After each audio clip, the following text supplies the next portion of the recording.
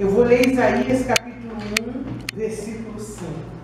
E diz assim: Por que seríeis ainda castigados, se mais vos rebelareis?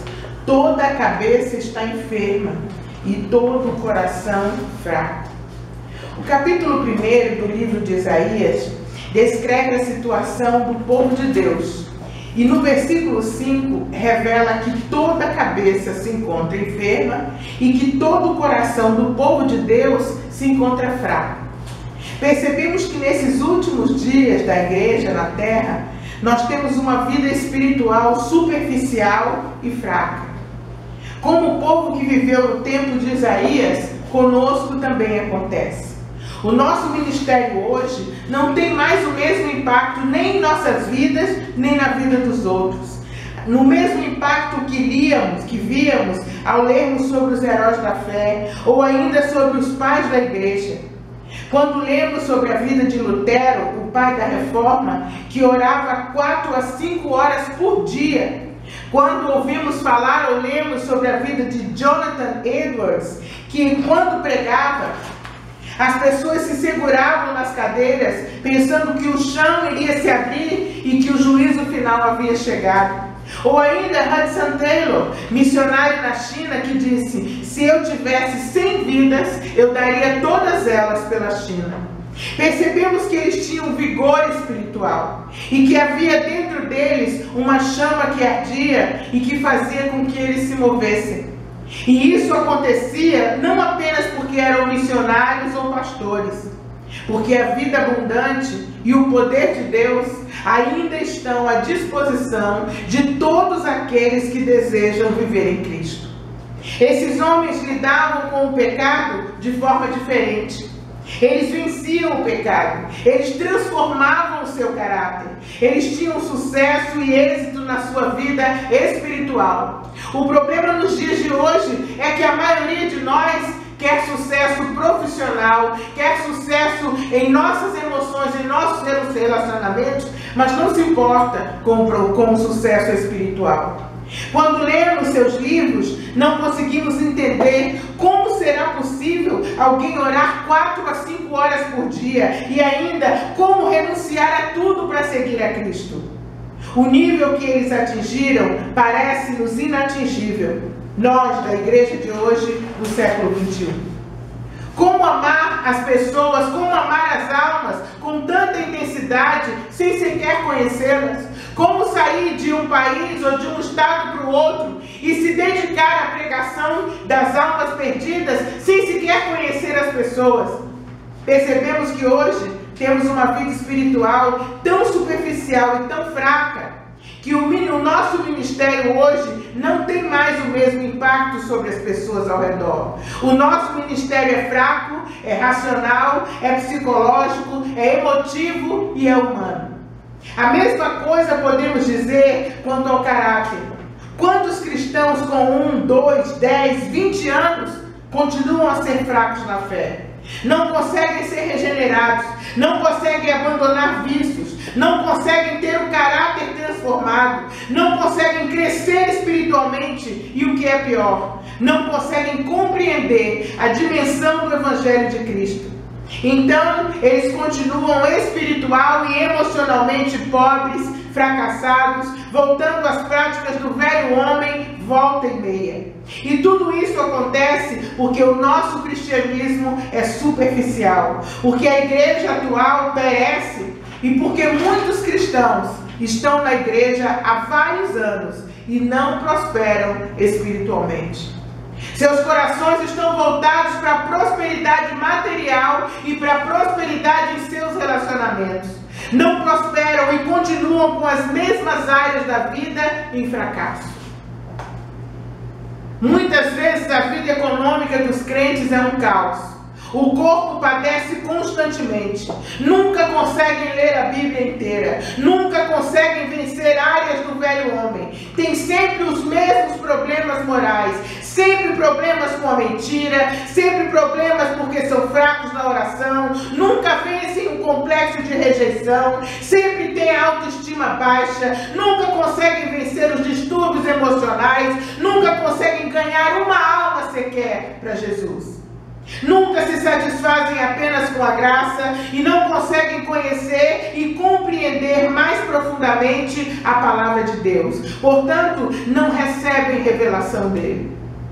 Tem que ser alimentados por pastores, por profetas ou por outras pessoas que se transformam em suas muletas. E muitos, por falta de ensino ou por falta de compromisso com Deus, vão tocando as suas vidas e trocando de muletas ao longo de sua existência. São pessoas cujas vidas parecem uma gangorra emocional. São pessoas que seguem pela vida com um vazio na alma que jamais é preenchido, apesar de frequentarem uma igreja, às vezes por muito tempo.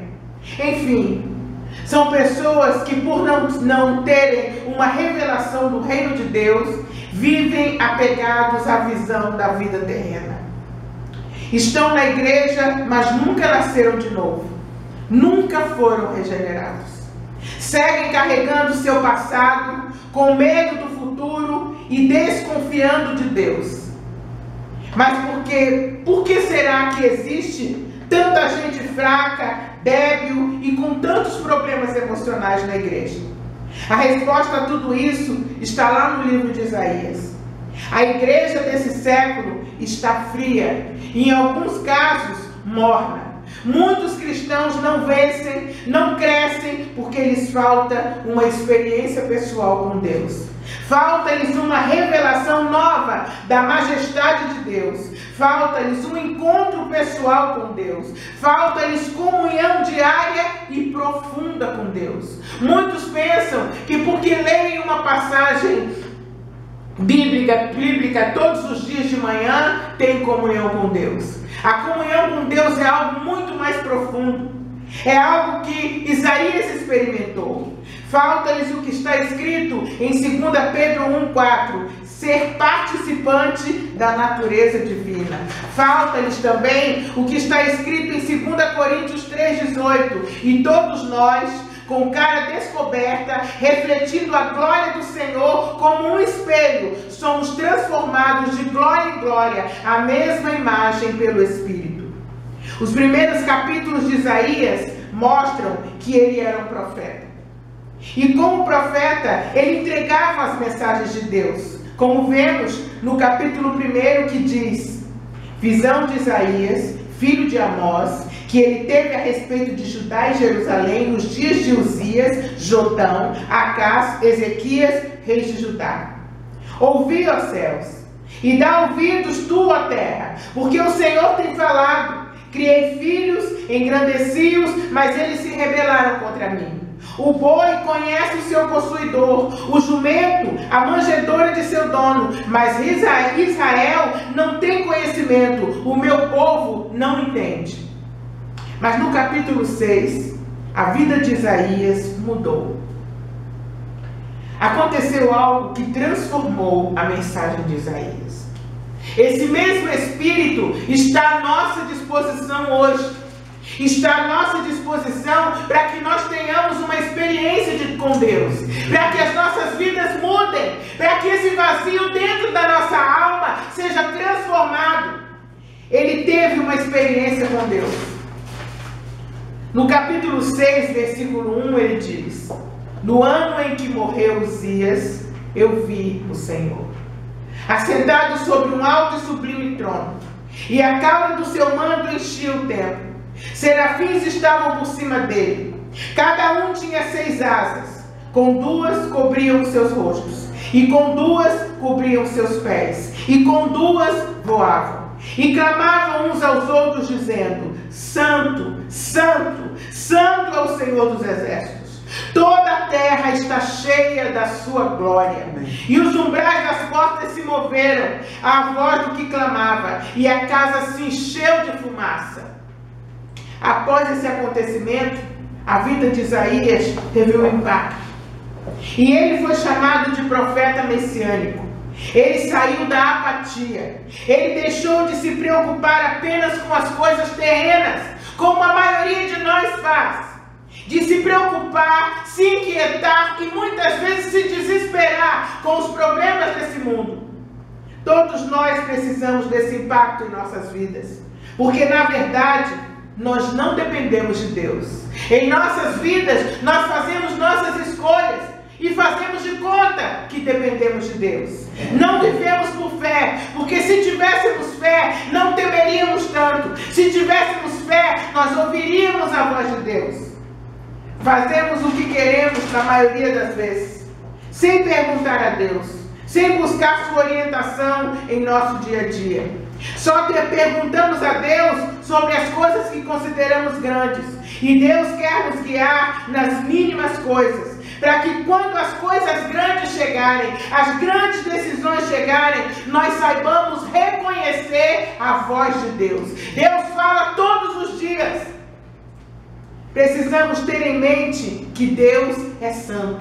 E mesmo quando Deus se cala, para que a nossa fé aumente, ainda assim Ele fala conosco. Confia. Confia. Isaías teve uma revelação da santidade e da majestade de Deus. Ele sofreu o impacto de uma experiência profunda com Deus. A primeira coisa que aconteceu foi que os olhos de Isaías se abriram em relação a si próprio. Muitas vezes nós temos os olhos muito abertos com relação aos outros, com relação aos problemas dos outros, aos defeitos dos outros. Mas quando nós temos uma experiência com Deus, a primeira coisa que acontece é que nós temos uma revelação acerca de nós mesmos. Ele teve uma visão de si próprio, então reconheceu a sua condição débil e fraca. E primeiro ele disse: ai de mim, porque eu estou perdido. Ele reconheceu que estava perdido, que não era ninguém, que não podia fazer nada na sua força, e viu a sua condição humana débil e fraca. Ele enxergou também que ele precisava de Deus, e que até então ele não dependia de Deus como deveria, e até aquele momento, porque enxergava a sua condição, ele não enxergava a sua condição de impotente diante de Deus. Ele diz em seguida: porque sou homem de lábios impuros. Ele teve convicção de quem ele era. Primeiro ele disse: estou perdido. Ele viu a sua própria condição de caído. E pelo fato de não enxergarmos isso, é que não vencemos o pecado. É por isso que não vencemos o velho homem. Enquanto não conhecemos quem é Deus, não sabemos e não entendemos qual é a nossa condição. A Bíblia diz que todos pecaram e estão destituídos da glória de Deus. Mas Deus quer um relacionamento conosco. Ele quer se revelar a nós. Jesus disse: o mundo não me verá, mas vós me vereis. Ele quer ter um encontro conosco, quer nos dar uma revelação de si mesmo. Mas quando vemos a glória de Deus, o seu trono, a sua majestade, nós descobrimos como somos pequenos, ínfimos diante de Deus. Como somos imaturos, como precisamos que a mão de Deus nos ajude em tudo o que fizermos. Depois ele disse: sou um homem de lábios impuros. Ele reconheceu que precisava melhorar, vigiar o que falava, vigiar o que pensava. Muitas vezes, muitas pessoas pensam que só tem que vigiar com aquilo que fala, mas nós também temos que vigiar com aquilo que pensamos. A Bíblia diz que a boca fala daquilo que está cheio o coração. E diz também que o que contamina o homem não é o que entra, mas o que sai dele. Terceira consequência do impacto da revelação de Deus. Ele disse: eu habito no meio de um povo de impuros lábios. Antes, ele olhava para as pessoas, olhava para os passantes, como todo mundo olha e acha tudo normal. Mas depois da revelação de Deus, ele disse: meu Deus, são pessoas de lábios impuros. As pessoas estão perdidas, tão perdidas quanto eu. Olha a condição desse povo. Eles precisam de Deus, eles precisam de um encontro com Deus, eles precisam de paz, eles precisam ter a vida transformada. Sem revelação de Deus, sem encontro pessoal com Deus, as pessoas continuam a falar palavras torpes, como se tudo fosse normal. Afinal, todo mundo fala. Se Deus nos colocar hoje sobre uma multidão, sobre algumas pessoas mesmo, se nós viajarmos e olharmos para as pessoas, não vamos enxergá-las como Deus enxerga. Não vamos chorar e nem ter compaixão delas. Nós viajamos para vários lugares, tiramos férias, vamos aqui, vamos ali, mas nós não enxergamos as pessoas e nem a nós mesmos como nós verdadeiramente somos. Então, não adianta irmos às prisões, aos hospitais, aos asilos, porque nós não nos compadeceremos das pessoas. No entanto, se tivermos um encontro com Deus, a paixão pelas almas fica entranhada em nós. Quando você tem um encontro com Deus, verdadeiro e único, aquele que transforma a sua vida, nunca mais você vai olhar para as pessoas da mesma forma como você olhava. Nunca mais você vai viajar, entrar numa outra cidade, num outro país e enxergar as pessoas como você enxergava. Você vai passar a olhar com os olhos de Deus. Nunca mais você vai tirar férias de Deus. Nunca mais. É impossível ter paixão pelas almas sem ter um encontro com Deus.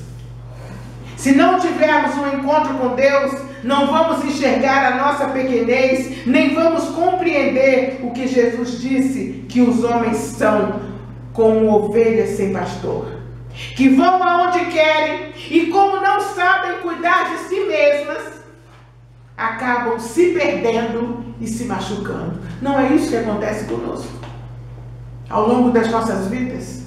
Jesus disse que somos ovelhas, como ovelhas sem pastor. Somos quase cegos.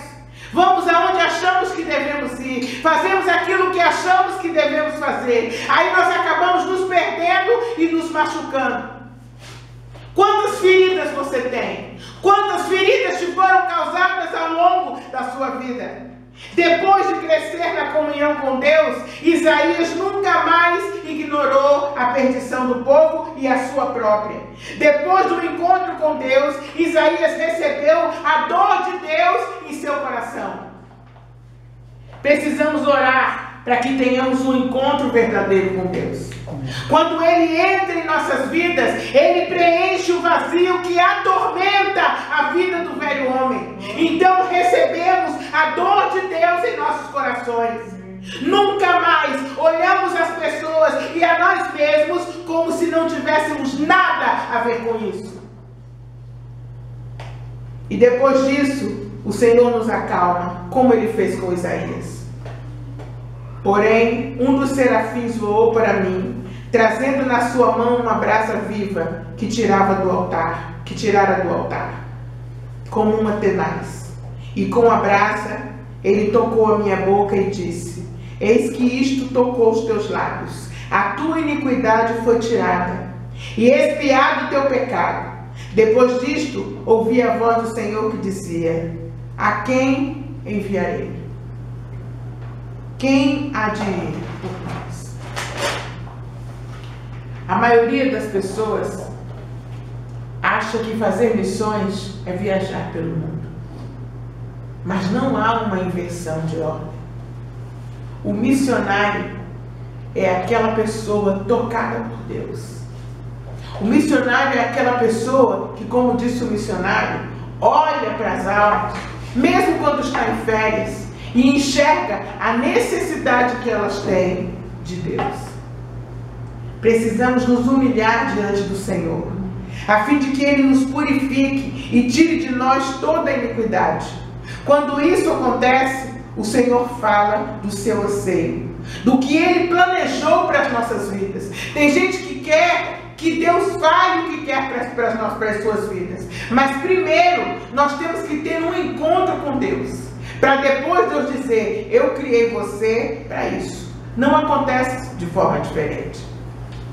Agora Isaías passa a ver as coisas com os olhos de Deus. Então o Senhor faz a Isaías uma pergunta que Ele continua a fazer àqueles que se propõem a olhar para as pessoas como Ele olha, como ovelhas sem pastor. E o homem que teve um encontro com Deus não poderia responder de forma diferente. Aquele pastor Valdenor teve um encontro com Deus. E Deus entregou a ele um povo. Ele disse que ele via as pessoas como ovelhas sem pastor. Foi por isso que fomos chamados para dar fruto. Primeiro, temos que aprender a ser discípulos e depois recebemos a visão de Deus. Aí sim podemos ir. Não funciona se fizermos de forma diferente e sem uma visão de Deus. Agora Isaías passa a ver as coisas de forma diferente.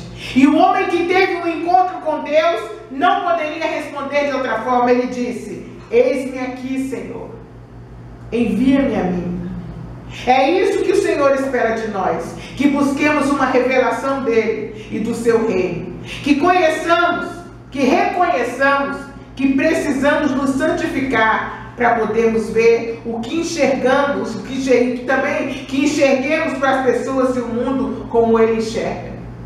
É interessante que na visão de Isaías diziam: santo, santo, santo, Deus é santo. E não é de qualquer forma, nem de qualquer jeito, nem com lábios impuros, nem com mente impura, nem com coração impuro que estaremos diante dele. O Senhor pode compartilhar com você o seu desejo de que todos o conheçam como Senhor e Salvador. Você está disposto ou disposta a ir aonde quer que Ele mande você ir? Ou melhor, você está disposto ou disposta a ficar aonde Deus quer que você fique? A ovelha sem pastor em todos os lugares. Que nós possamos orar para que esse encontro aconteça o quanto antes. Porque a vinda de Jesus se aproxima. Precisamos crescer e ser fortes, a fim de não sermos enganados no dia do Senhor. Não se engane, não é de qualquer forma que você vai estar diante do Santo. Não é de qualquer maneira que eu e você estaremos diante do Santo. Lembre-se de Isaías. Primeiro, ele foi purificado. Aí ele reconheceu que tinha lábios impuros, reconheceu a sua condição e só depois disso ele começou verdadeiramente a ser útil a Deus. Jesus querido, muito obrigado, Senhor, por tudo que tu fazes por nós. Estende a tua mão poderosa sobre as nossas vidas, Pai. Glorifica o teu nome, Senhor. Que a tua graça e a tua misericórdia nunca se afastem de nós, Senhor. Pai querido, que cada um aqui, cada um que está nos vendo, Senhor, nos assistindo, tenha esse encontro maravilhoso contigo, Pai querido. Nós precisamos ser transformados por Ti, Senhor. Precisamos enxergar o mundo e as nossas próprias vidas como Tu enxergas, Senhor. Obrigada, Pai querido, por tudo que Tu fazes. Obrigada, Senhor, porque até aqui o Senhor tem nos sustentado. Obrigada porque a Tua vida se aproxima, Senhor amado. Prepara-nos, Senhor. Mantém-nos de pé, Senhor. Pai, e que nós possamos fazer parte daquela multidão que todos os dias e a todos os momentos dirá: Santo, Santo, Santo, Santo, Santo. Tu és santo, Senhor. Tu és poderoso, Tu és o Deus onipotente, o Criador dos céus e da terra.